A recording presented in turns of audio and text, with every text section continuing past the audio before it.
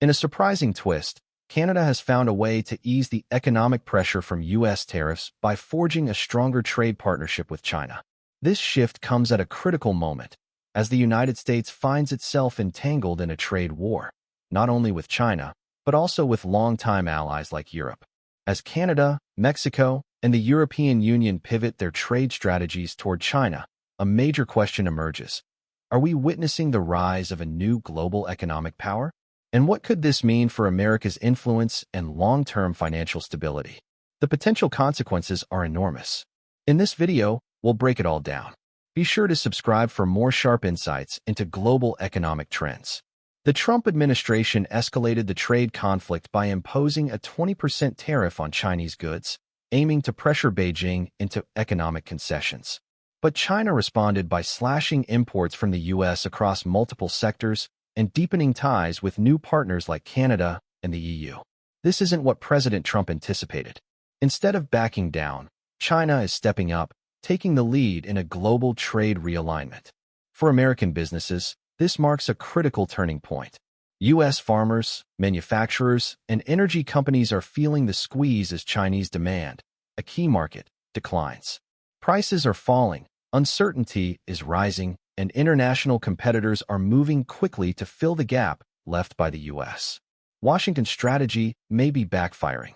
Many overlook how deeply American companies depend on China, not just for cost-effective manufacturing, but for access to a massive and growing consumer base. If tariffs remain, prices will rise, jobs will be at risk, and some businesses may not survive. Take the tech sector, for example. Apple, Intel, and Qualcomm all have a strong dependence on the Chinese market. Apple manufactures a significant portion of its iPhones in China and generates about 16% of its total sales there, a market that's already showing signs of decline. Qualcomm is even more reliant, with nearly half of its revenue coming from China, where its chips are used in smartphones around the globe. These companies aren't just benefiting from lower production costs. They're tapping into a vast and rapidly growing consumer base. Losing access to that market would be a serious setback. The auto industry faces similar challenges. General Motors sells more vehicles in China than in the U.S., 3.8 million in just 1 year. Now, it's seeing major losses, and Ford is in a similar position. If tariffs continue to strain these businesses, the consequences go far beyond increased import costs. It's about losing customers and billions in revenue. Even iconic American brands like Nike and Starbucks are deeply tied to China. Nike, for example, made $7 billion in sales from the Chinese market in a single year, revenue that would be incredibly difficult to replace. While tariffs may be intended to punish China, they often backfire, hitting American businesses and consumers just as hard. When tariffs raise the cost of Chinese goods, companies are left with two choices: absorb the losses and reduce profits, or pass the costs on to consumers through higher prices. Either way, it spells trouble.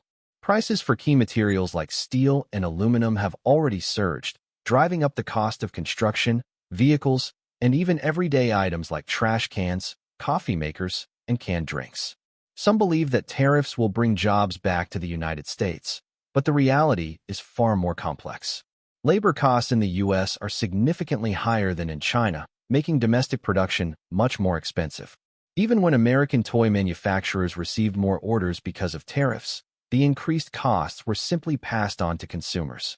Beyond wages, the U.S. no longer has the infrastructure needed for large-scale manufacturing. Many industries moved overseas years ago, and rebuilding supply chains now would require enormous time and investment. The clothing industry is a clear example. Even with tariffs in place, it's still cheaper to produce garments in China than to restart factories in the U.S. The aerospace sector faces similar challenges, heavily dependent on specialized components sourced from abroad. Over the years, many companies have built complex systems and loyal customer bases in China. Pulling out of that market would be slow, costly, and in some cases, impossible. As a result, businesses face rising production costs, higher consumer prices, and potential layoffs if they can't stay competitive. If the true goal is to revive American manufacturing, it will require thoughtful, long-term strategies, not short-term tariff policies that risk harming the economy. While President Trump's aggressive trade stance was intended to pressure China, the outcome so far reveals a more complicated reality. China has not only resisted these tactics, but has also responded swiftly, cutting imports from the U.S. and forging stronger trade ties with other major economies, notably Canada and the European Union. The impact on American industries has been swift and severe. Let's start with agriculture. Many U.S. farmers once relied heavily on exports to China, but as Chinese purchases decline, they're left with large surpluses. This oversupply drives prices down, slashing farmers' incomes. The manufacturing sector faces a similar challenge. Companies are selling fewer machines and tech products to China, losing a critical market. It's not just agriculture and manufacturing under pressure. U.S. energy suppliers, especially those dealing in oil and gas, are also being hit hard. As China scales back on buying American energy, it's causing instability in the global energy market. The U.S. is rapidly losing ground, and other countries are stepping in to build stronger trade ties with China, capturing the business that once belonged to American companies. This not only weakens U.S. businesses, but also erodes America's influence in global trade. Ironically, the U.S. effort to assert dominance through aggressive trade policies is backfiring, pushing it out of key markets instead of reinforcing its position. Domestically, the effects are just as visible. Retail giants like Walmart are struggling to keep prices low. Tariffs have raised costs, and in response, Walmart asked its Chinese suppliers to cut prices. China pushed back, summoning Walmart officials for serious talks. This underscores the rising tensions, not just between nations, but also between corporations and governments. Politically, China is moving quickly. Its diplomats are actively courting European leaders who are growing weary of Trump's hardline trade stance. China is positioning itself as a stable and cooperative trade partner. If Europe embraces this shift, it could deepen its economic ties with China, potentially leaving the United States further isolated on the global stage. This is troubling news for the United States, and especially for President Trump. The original goal was to weaken China's economy through aggressive tariffs, but the strategy appears to have backfired. Rather than folding under pressure, China is forging stronger alliances and expanding trade partnerships, while the U.S. finds itself increasingly isolated. Early warning signs are already emerging in the American economy. Although inflation remains low for now, new tariffs could soon drive prices upward. This places the Federal Reserve in a difficult position.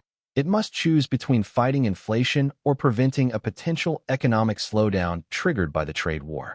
One of the most significant developments is the deepening energy alliance between Canada and China. The trade conflict has disrupted traditional global energy relationships. Once China's top oil and gas supplier, the U.S. has now been replaced. Making matters worse, Washington imposed a 10% tariff on Canadian oil in an attempt to pressure Canada into trade concessions.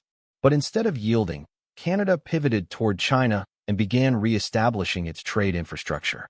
A cornerstone of this strategy is the Trans Mountain Pipeline, which enables Canada to export more oil directly to China, reducing reliance on the U.S. and improving access to Asian markets.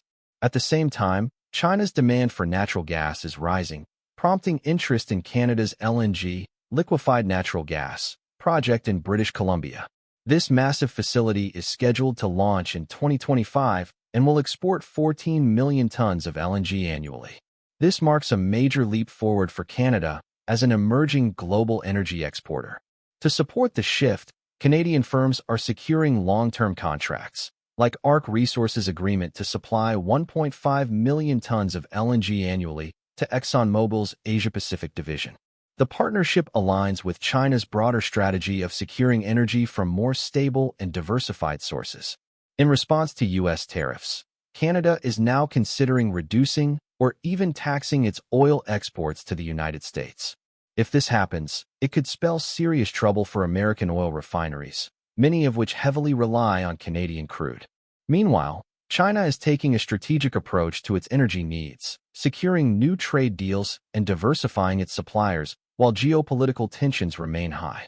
By lessening its dependence on the U.S., China is strengthening its position and gradually edging the U.S. out of key energy markets. This shift raises critical questions about the future of global energy and the economic balance among major players. At the same time, the U.S. agricultural sector is facing a deepening crisis. The trade war has severely impacted American farmers who produce soybeans, corn, wheat, and pork, commodities once heavily exported to China.